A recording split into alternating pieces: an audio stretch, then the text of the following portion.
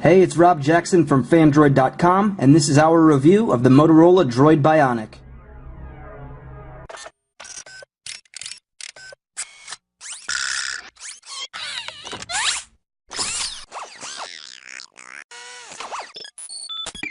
The Droid Bionic is Verizon's first phone to have both 4G LTE connectivity and a dual-core processor. Let's take a quick tour around the phone and learn a little bit more about it. The Droid Bionic has a 4.3-inch QHD capacitive touchscreen with 960 by 540 pixel resolution. On the bottom of the display, you can see Android's typical menu, home, back, and search buttons, which are capacitive, and just below that, a little microphone hole.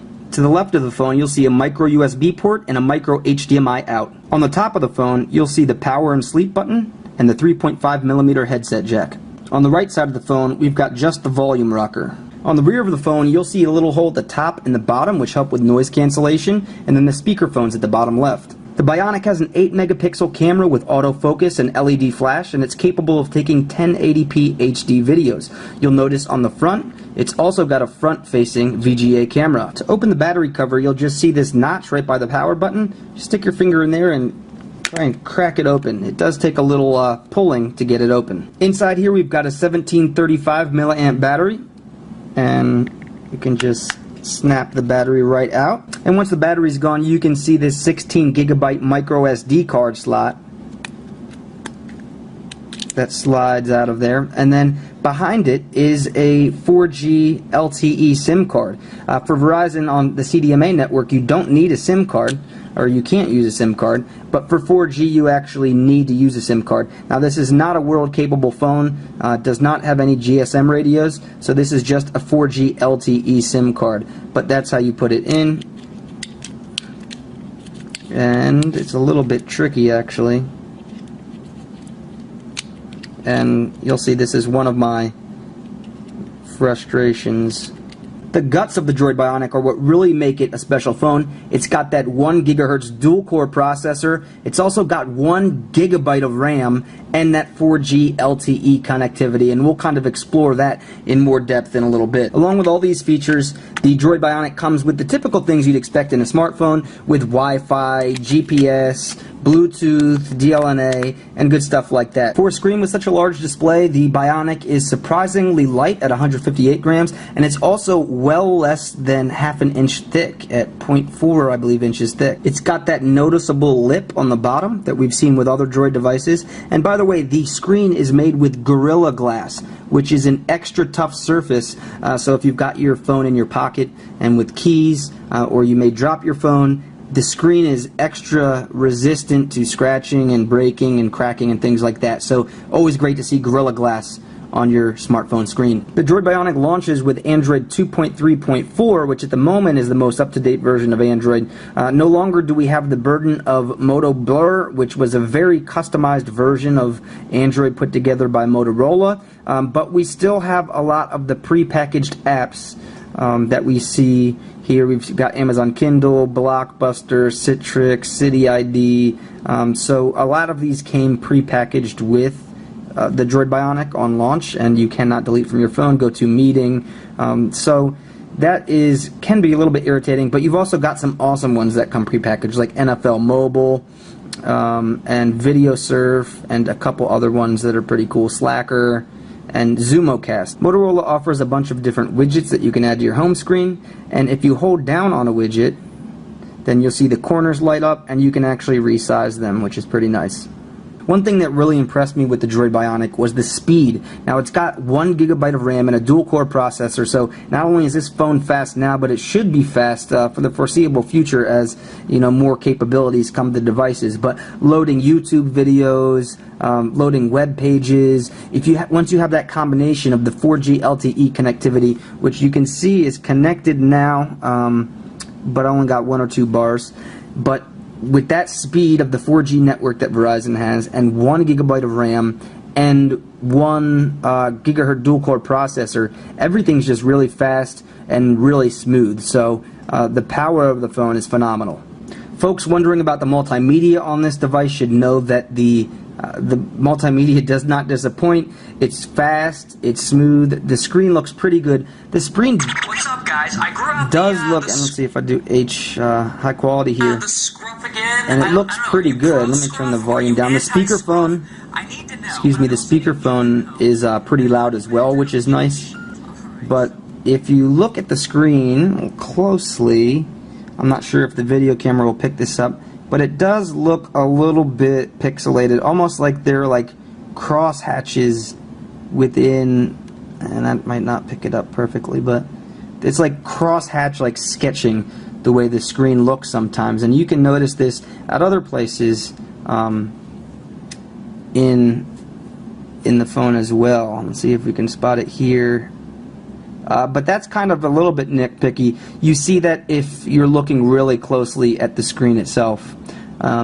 So playing games on the device is pretty awesome. Very quick, no lag, great looking screen, and very bright. And of course you've got this HDMI mirroring. So if you connect a micro HDMI cord here to your television, you can see whatever you're doing on your phone, regardless of what it is, on your television. So that's a really nice feature as well.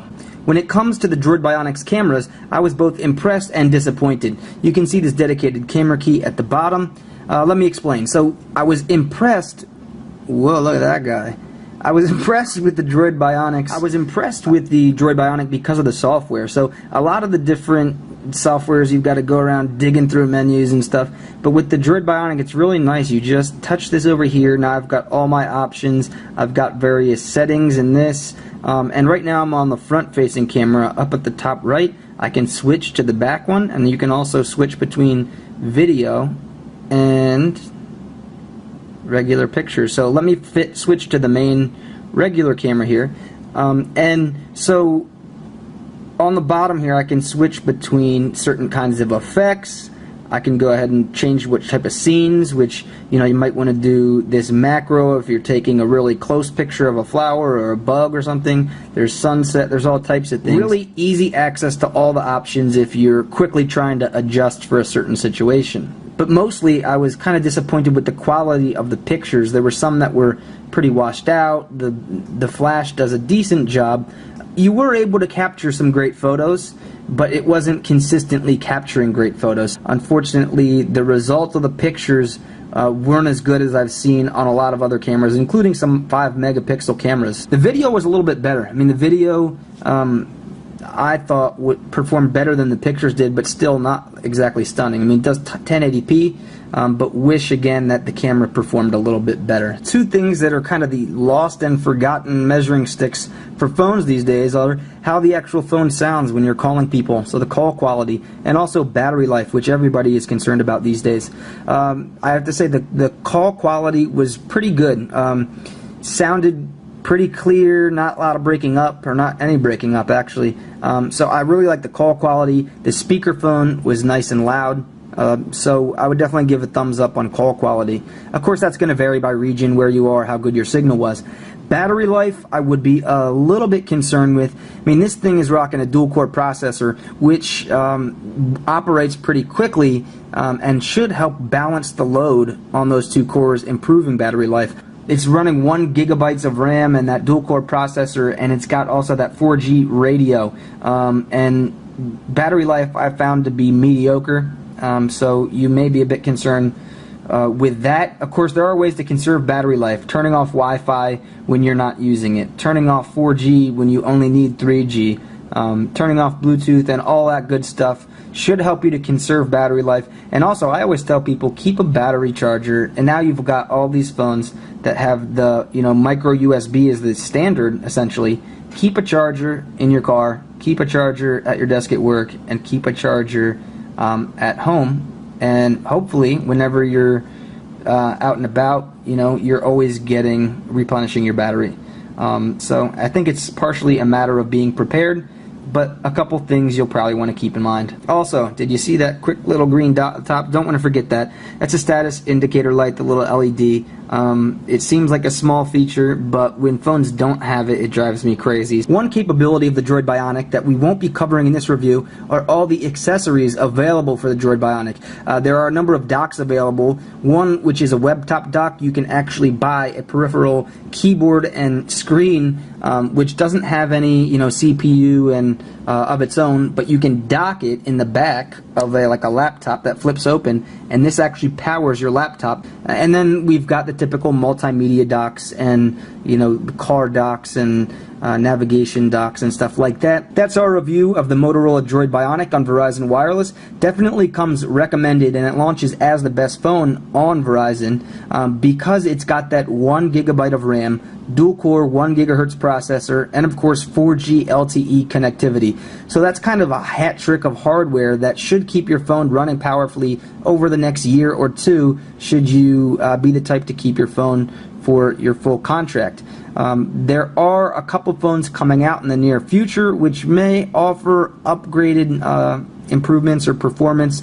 So things like a NFC chip, which this phone doesn't have, or world capability, GSM and CDMA radios. So keep an eye on that. If this phone came out when it was originally announced or near then, in January of 2011, it would have hands down been the best in the industry. Now, the way that technology moves so quickly, here we are in September, and still this is launching as a great phone. Anyone who gets it, I'm pretty confident, will be happy with it. But there are some better, potentially, phones coming out in the near future. So for the kind of tech head who needs to have the latest thing, you may consider waiting for the holiday season. For everyone else who just want a really great phone, definitely consider the Droid Bionic, and be confident that it will last you quite a while because of its strong hardware specs. So there you have it, the Motorola Droid Bionic for Verizon Wireless.